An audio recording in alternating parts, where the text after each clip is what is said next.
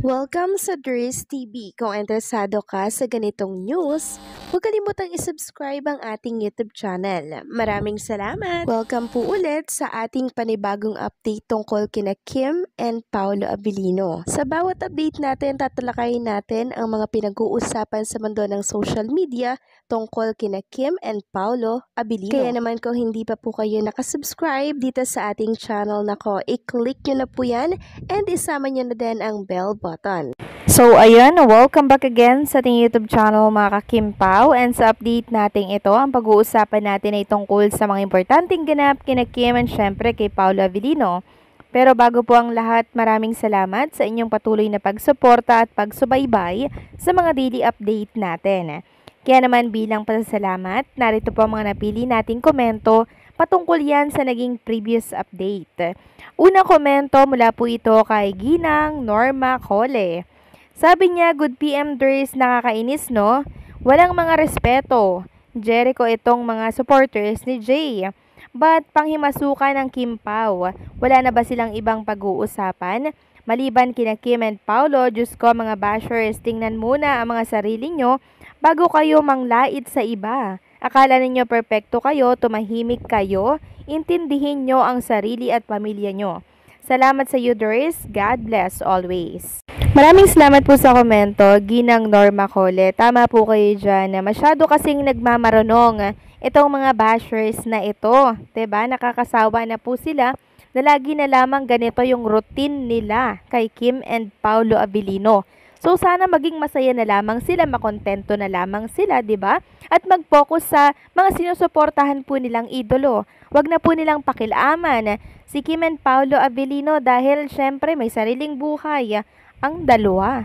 Stay lamang sila sa lane nila sana mga kakimpaw, at huwag na pong makisali pa dito sa usaping Kim and Paolo Abilino. 'Di ba? Ito mga bashers kasi na to, walang tigil sila mga kakimpaw.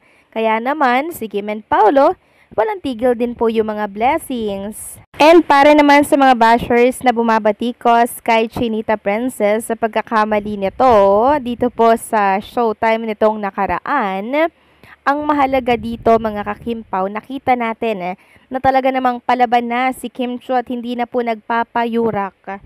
Kita nyo naman po, diba, sa social media talagang sinagot niya po yung bashers na yon. Kasi syempre, merong nagko-comport sa kanya. Walang iba kundi po si Paolo Abilino. Talagang ngayon palaban na si Kim Chiu, 'di ba? Dati hindi yan palaban, pero ngayon simula po nang dumating sa buhay niya si Paolo, talagang nagsasalita na po siya mga kakimpaw na siyang dapat lang. Kasi kung hindi at hahayaan niya po na batikusin siya ng mga bashers na yan, paulit-ulit lang po siya na babatikusin at tatapak-tapakan ng mga yan. Kaya good job, Chinita Princess. So maraming salamat po sa komento, Ginang Norma Cole. God bless po at mabuhay kayo. At ang next comment naman mula po kay Ginang Norma Dayag. Sabi niya, there is ay nako mga bashers ni Jay. Yan, kasi disgusted na sila sa career ng idol nila. Di ba sila nahihiya kay Jay? Ginagawang TANGA lang siya. Bakit ba tinuturuan nila si Pau? Mga bashers, kayo ng mga ahas sa lipunan ng movie industry ay pilit nyong paghiwalayin ng Kim Pau anymore. The more bash to Kimi, the more blessings to come. God bless you, Dries, and legit bloggers of Kim Pau fans and seniors, most especially to Kim Pau. Aki, Dries, di na kami magigiba sa senior sa pagmamahal at suporta sa Kim Pau. To God be all the glory, now and forever. Amen.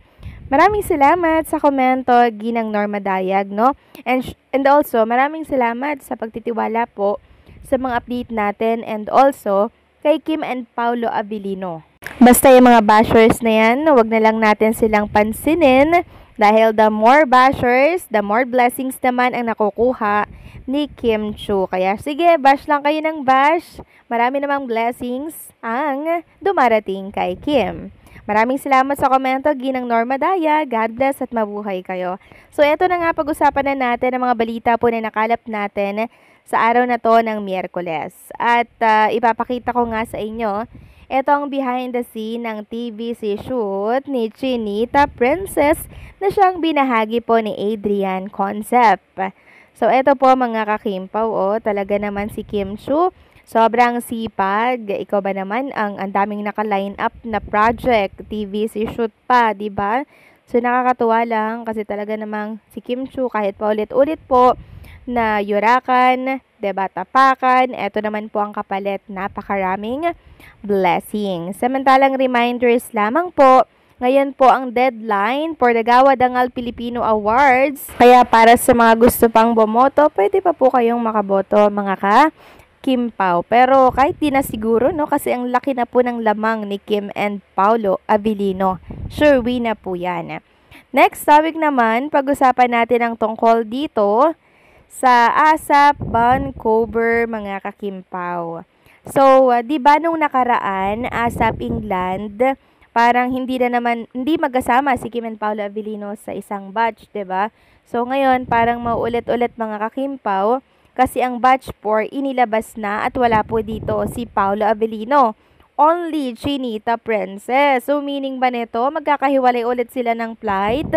Sabi kasi dito sa post ng isang fan, VIP exclusive meet and greet and rehearsal sneak peek registration is up now. So good na #Kimpaw fans for ASAP Vancouver.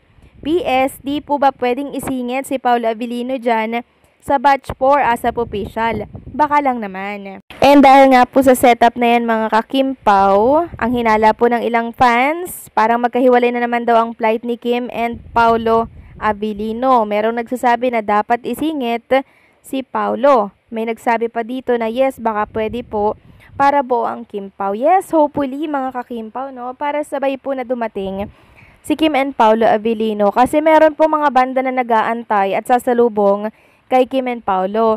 So parang pag hindi po magkasabay kasi si Kim and Paulo, parang kulang po, 'di ba? Kasi Kim Pao yung inaabangan po doon sa Vancouver tapos Kim Chiu lang yung darating. So parang ang sama naman, 'di ba? Kaya ang panawagan nga po ng mga fans ay isingit si Paulo Abilino sa batch 4.